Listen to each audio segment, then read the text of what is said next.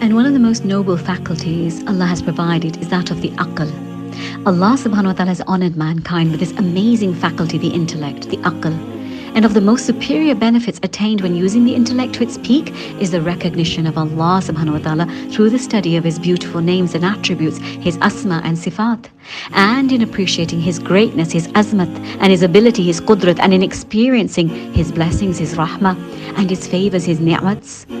This is when one has used their aql, their intellect, to its highest potential, as these leads one to use the rest of his given faculties to attain the best of things. And the best of things are those related to enhancing one's Imaan.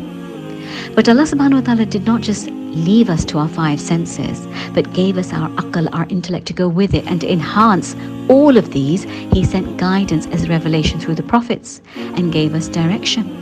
Allah subhanahu wa ta'ala says in Surah Nahl, and Allah has brought you out from the wombs of your mothers while you know nothing, and He gave you hearing, sight, and hearts that you might give thanks to Allah.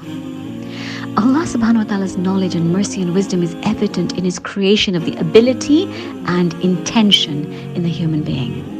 As had He created vision so you could see the food with it, without creating in you the natural inclination to it, and a desire to motivate you to reach out for it, and a want to consume it, then the ability to see it would be useless.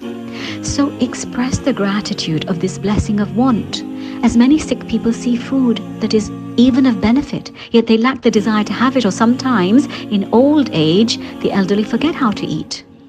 So be grateful for the ability to see and smell and analyze the benefits of food, and then to have the desire and want to eat it, and the ability to do so. And it is also a huge blessing and mercy of Allah that the want to eat is also limited, so that one doesn't keep eating endlessly. So Allah subhanahu wa ta'ala created for you the desire to eat such that the hunger pangs overcome you and can't be ignored, so that you nourish yourself, and He takes this desire away, creating aversion for the same food one desired so much just moments before, so that you're not harmed by overindulging in constant eating.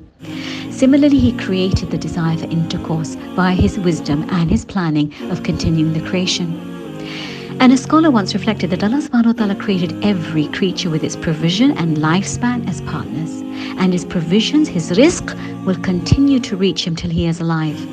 And remember that when Allah subhanahu wa ta'ala, based on His hikmah, His wisdom, closes the provision of His servant, He opens for him by His rahmah, His mercy, another source that is even more beneficial for him.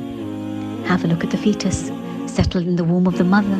The umbilical cord is its source of blood and the provisions it carries, just one main source. But at the time of delivery, when the baby enters the world, that source is cut off. And Allah subhanahu wa ta'ala, by His utmost mercy, opens two sources of provision, and that is the breast of the mother in the form of pure, sweet, palatable milk, more delicious than the first source and perfectly engineered to meet the needs of the baby. Then the term of suckling ends and the milk of the mother discontinues, and then Allah, the most Kareem, the most generous, opens for the child four sources of provision of rizq that is even better, and that is two foods and two drinks. Of the food is plant and animals, and of the drink is water and other drinks such as milk and honey, that are all of multiple benefits and a variety of different tastes. Then when a person leaves this world and dies, these four sources of provision cease for him. But then Allah subhanahu wa ta'ala opens for His successful servant 8 more sources.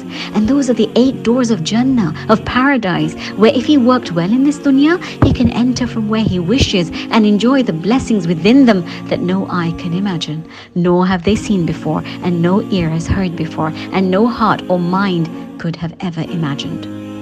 So ask yourself, which of the blessings and favors of Allah is greater than this? That man is provided according to his needs and situation and duration in that phase of life. And with the advancement of man, the variety of the provisions of the rizq has become vaster and more superior in quality. Allah subhanahu wa ta'ala says in Surah Al-Sajdah, so no one knows the delight of eyes that has been reserved for them in secret as a reward of what they used to do. And although as humans there is an inner natural desire within for food and drink, but there is also an inclination in us for what is superior than just food and drink, far superior.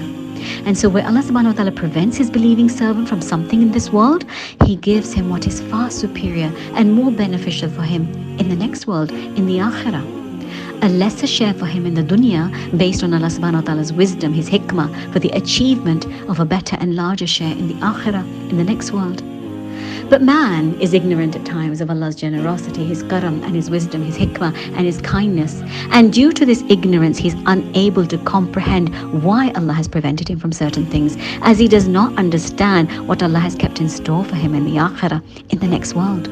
So just as alcohol consumption is forbidden to the believer, and how much could he consume in this dunya, in this world anyway, compared to the rivers of drink in Jannah, in heaven, where there will be no intoxication and no disgrace.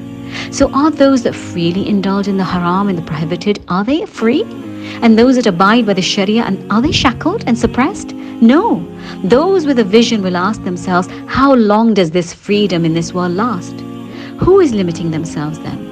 Rather, if Allah subhanahu wa ta'ala is restricting us from something today, it has benefit in it for us. There is divine wisdom behind it, and this will be followed with an eternal freedom that will be far better and longer lasting. So accept the restrictions of this dunya and our beautiful Sharia happily, and find the freedom in them. So what is freedom? Freedom is to be free of the shackles of people, of fashion, of philosophies, of popularity. Freedom is to be able to contemplate and reflect and make better choices, and to work for an eternal freedom, as the one in this dunya is extremely limited. So what is the real liberation of oneself?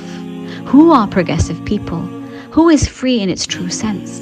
The one who finds his creator and understands that he is returning to him, and thus he chooses and experiences the freedom that exists in the commands of his creator.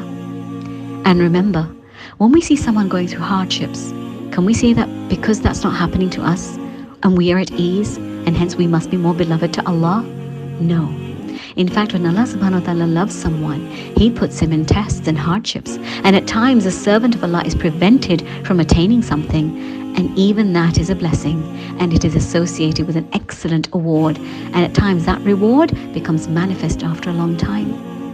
And if the servant were to think about and reflect, he would come to realize that the tests in life teach you what ease cannot teach you.